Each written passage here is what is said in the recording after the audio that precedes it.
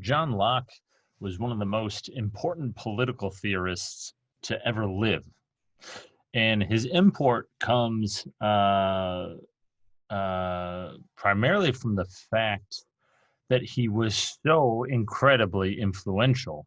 His ideas, and in particular the Second Treatise of Government, which contains his political views, his political theory, his ideas had tremendous impact and influence on virtually all modern liberal democratic states.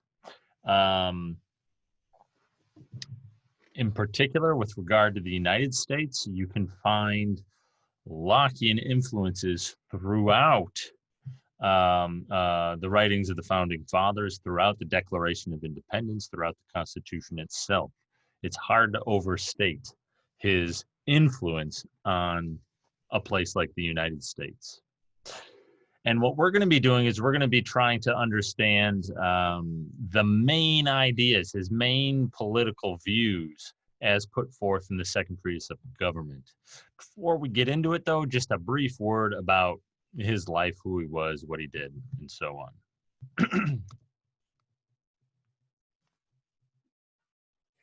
on. So he was born in 1632, so 17th century, and dies right at the beginning of the 18th century, 1704. He was born in England. He's an Englishman.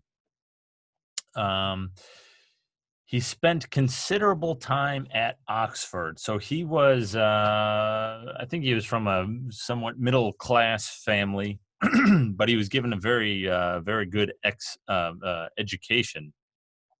Ended up going to Oxford University, and he stayed there for quite a while. He got to know a variety of intellectuals at Oxford at the time. So, for example, he became very good friends with Boyle, who was a scientist and very influential in sciences. More well known, he was close friends with Isaac Newton, who was also at Oxford at the time. Locke and Newton were friends. They would discuss things and so on. Right? So he spent some time at Oxford. Locke himself followed a somewhat similar trajectory as Thomas Hobbes did. So Thomas Hobbes wasn't a nobleman, didn't come from vast sums of money or anything like that. Thomas Hobbes kind of tutored for an aristocratic family, was brought into the family and tutored the children and so on, and earned his living that way. Locke does something similar. Locke becomes a kind of a tutor, an assistant to an aristocrat, and so spends a lot of his time doing that. He becomes a physician, actually. He's a doctor. He's the personal physician to this aristocratic fella. Doesn't really matter for our purposes. What does matter for our purposes is one of the main events that happens during Locke's life. So just as the English Civil War was important for the development of Hobbes's views, so too this thing called the Glorious Revolution, which happens in 1688, is important for understanding Locke's views. The Glorious Revolution, it actually springs from many of the same seeds as the English Civil War did. So there's this dispute between Parliament and the King, the Royalists and the Parliamentarians, and that kind of takes center stage in the English Civil War. And those disputes aren't really resolved, not successfully and definitively by the English Civil War, because those camps fighting each other, the Parliamentarians and Royalists, continue to squabble and fight with each other up until the Glorious Revolution at the very least. One thing that we didn't talk about, but that becomes much more central, but was part of the English Civil War, becomes very central to the Glorious Revolution, is the kind of religious aspect of these struggles. So the Parliamentarians were thoroughly Anglican, and the Royalists, the kings throughout this period, were dabbling in, if you want to call it that, Catholicism. During the English Civil War, it was Charles, I can't remember the first or second. He was officially an Anglican, but he was suspected of having Catholic sympathies. And indeed, I believe, you should look this up, but I believe on his deathbed or shortly before being executed, that was his deathbed, he may convert to Catholicism. Well, and so one of the fights there was the kind of the Anglicans, Protestants versus the Catholics, right? The parliamentarians didn't want the Catholics having the throne. That would be bad. That would undermine the Anglican Church, and it'd be bad, right? And so they wanted to make sure that the king wasn't Catholic. That really comes to a fore in the Glorious Revolution, because the king, during the time right prior to the Glorious Revolution, James II, wasn't just suspected of being a Catholic; he was Catholic.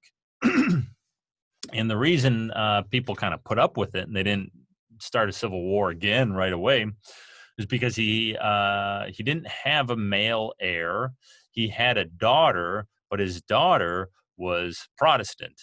And so and so we wouldn't get a Catholic dynasty, so that'd be fine. And so we don't need to worry so much. We just need to deal with James II, then he'll be gone, and that's fine. But then kind of later in life it might be 1688. 1688 or 1687, he actually has a male heir. And so that's really the kind of one of the main sparks for the Glorious Revolution. The parliamentarians want to throw off this Catholic king. They don't want a Catholic dynasty. And so that's also in the background. So at the same time, so it's a kind of multi-layered struggle. You have the struggle between the kind of monarchy and the parliament. Which form of government, where should power really rest? Should it rest with the parliament, where you have these members who are elected and blah, blah, blah?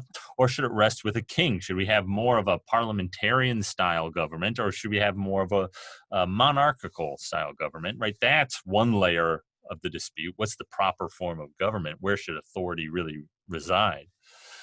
And then you also have this religious layer of conflict, yeah?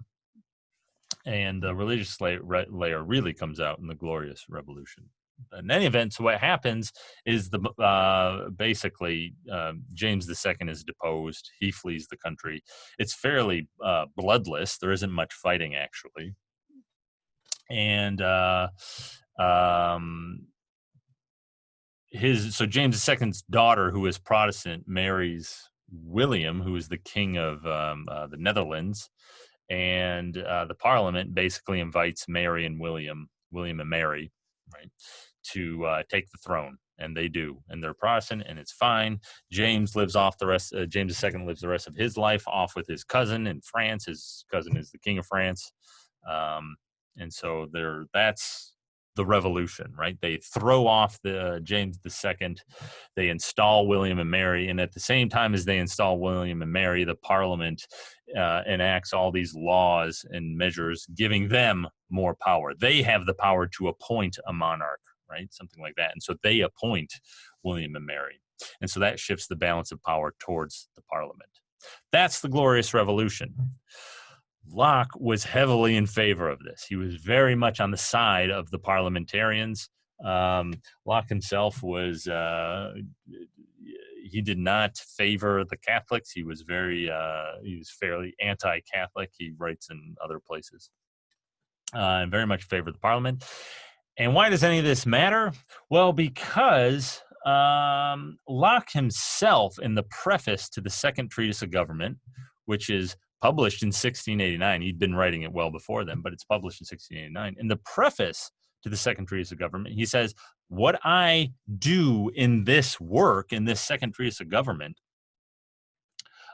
justifies the Glorious Revolution, justifies the reign of William and Mary, because their reign, their authority derives from the consent of the people.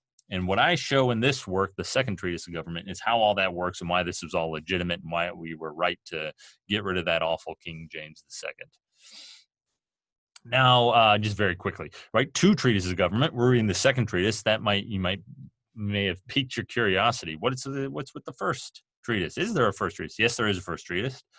Not to put too fine a point on it, but it's incredibly boring. and it just deals with this issue of the divine right of kings. So this is something I touched on very briefly with Hobbes. People who had argued in favor of the monarchy, who were royalists, tended to resort to something called the divine right of kings.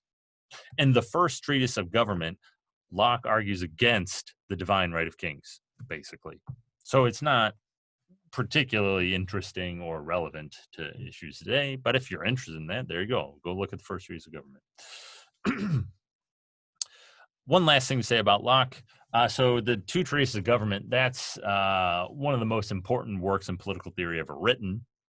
And we'll be reading the second treatise. The second treatise really is one of the most important works ever written in political theory. But Locke was more general than that. He wasn't merely a political philosopher, not that that's no mere thing to be, but he was a philosopher more generally. And in philosophy departments, perhaps in your philosophy in persons class, you may have read something from an essay concerning human understanding. This is something in philosophy departments. This is a work that a lot of people within philosophy departments will study, will write on, will teach, and so on. So this is considered, and it has to do not with politics, but with what would be called epistemology and metaphysics. And it's considered one of these great works of modern philosophy on epistemology and metaphysics. So Locke was kind of doing a lot. He was a well-regarded philosopher. But I think most people today probably know him for his political theory. And since this is social and political philosophy class, that's what we're going to be looking at.